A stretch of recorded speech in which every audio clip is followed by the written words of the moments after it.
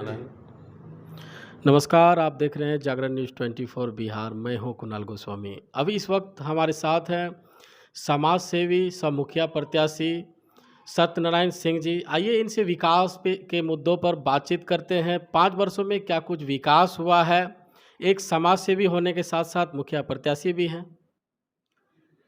मैं सत्यनारायण सिंह बिशनपुर पंचायत से मुखिया का प्रत्याशी हूँ और मैं 2001 में भी मुखिया था। उस समय में मैं अपने क्रियाकलाप से ईमानदारी से काम किया, गरीबों को हर एक लाभ पहुंचाने का काम किया और जो भी व्यवस्था सरकार के द्वारा हमें दी गई थी उसमें मैं सबसे अच्छा रहा रानीगंज के 32 पंचायत में, और यह आदर्श पंचायत उस समय बना था। मैं उसी भावना से, क्योंकि मेरे पंचायत में हरिजनों की संख्या की बहुत अच्छी है, अभी 2200 सिर्फ ऋषिदेव हरिजन हैं जो जिनके पास में बांस की भी ज़मीन नहीं है। मैं उस समय में बहुत ही मेहनत करके कुछ ज़मीन उन लोगों को आवंटित किया था, लेकिन आज तक जो जिनको आवंटित नहीं हुआ है आज तक वह दूसरे की ही ज़मीन में रह रहे हैं और उनकी दयनीय स्थिति बहुत ख़राब है। यहाँ जन वितरण प्रणाली की भी व्यवस्था जो है इस 5 साल में बहुत बिगड़ी है। उस गरीब को सही अनाज 1 यूनिट पर जितना मिलना चाहिए, 5 किलो मिलना चाहिए था चावल, तो उसको 4 किलो ही दिया जा रहा है और अलग से पैसा दोहन भी किया जा रहा है कि हम तुमको ये बना देंगे, वो बना देंगे। और हमारे जो मुखिया थे अभी फ़िलहाल, उन्होंने उस पर अंकुश करने का काम नहीं किया, जिससे गरीबों में काफ़ी आक्रोश है। मुझे भी बहुत दया लगती है, मुझे भी बहुत चिंता होती है कि मेरे पंचायत, एक आदर्श पंचायत मैंने बनाया था और हमारा पंचायत जो है आज इस हाल में पहुंच गया है। और दूसरी बात, इस 5 साल में नशा से पीड़ित बच्चों की संख्या बहुत बढ़ी है, क्योंकि नशा पे भी जिस तरह से सरकार का रोक था उस हिसाब से जो है यहाँ के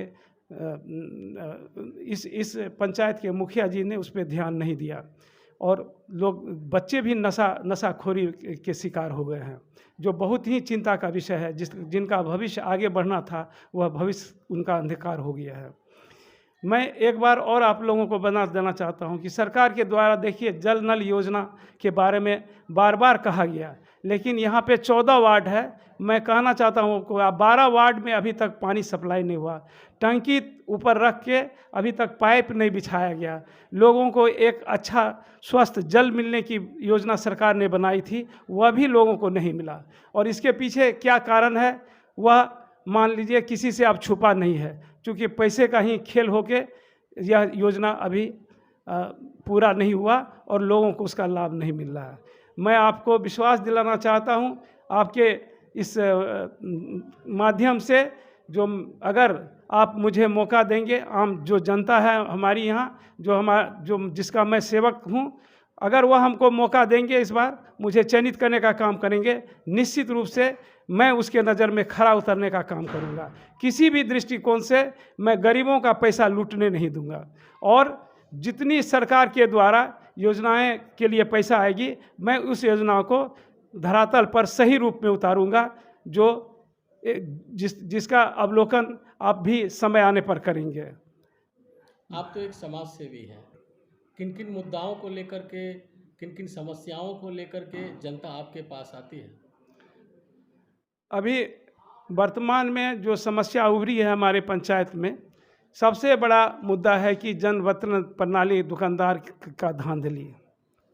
वह उसको पूरा राशन भी नहीं देता, कम राशन देता है। दूसरी बात, उसके दरवाजे पर बैठने के बाद जो है उसके साथ में ठीक से बर्ताव नहीं करता है, उसे डांटता है, फटकारता है कि जाओ जहाँ जाना है तुमको जाओ, इतना ही लेना पड़ेगा।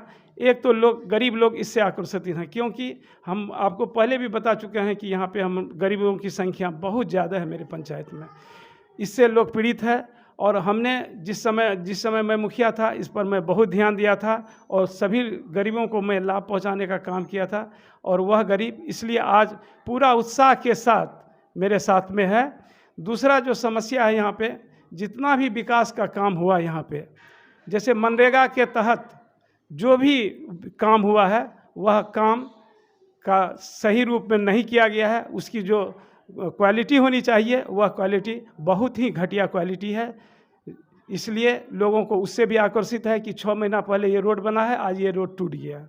ये इसके लिए बहुत आकर्षित है। मैं आपको एक बता देना चाहता हूँ, एक मोढ़ा धार है यहाँ पे, और उस धार के उस पार में गरीब हरिजन ऋषिदेवों का घर है, करीब 50 घर वहाँ है। आज जिस समय में मैं मुखिया बना था, मैं बहुत प्रयास किया था कि इसमें नदी बन जाना चाहिए, उसमें हमारी माताएं, बूढ़ी माताएं, बहनें, बच्चियां उस होके गुजरती हैं, और बरसात के समय में नाव ही एक साधन होता है उसका।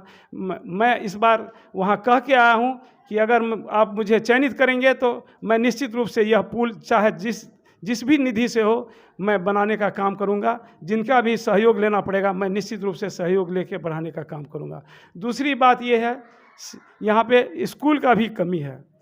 मैं आपको बताना चाहता हूँ कि एक लाली टोला है, वहाँ 600 हरिजन बच्चे हैं, 600 हरिजन लोगों की बस्ती है, और वहाँ पे ना स्कूल है, ना आंगनबाड़ी का केंद्र है, ना वहाँ पे जन वितरण प्रणाली का कोई दुकानदार है, जिससे वहाँ से 3 किलोमीटर लोगों को दूसरे जन वितरण प्रणाली के दुकान पे जाना पड़ता है, जो सही में बहुत कष्टदायक है। मैं जब उस बूढ़ी लोगों को देखता हूँ, उसको यहाँ से अनाज ले जाते हुए धूप में पसीना पसीना होते हुए, मैं बहुत बार उन लोगों को बुलाकर यहाँ पे अपना टेम्पू करवा के मैं उसको अपने गांव तक पहुँचाने का काम करता हूँ।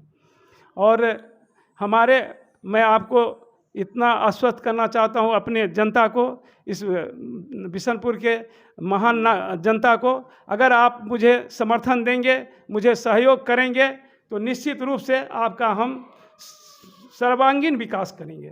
किसी भी क्षेत्र में, किसी भी पंचायत से हम पीछे नहीं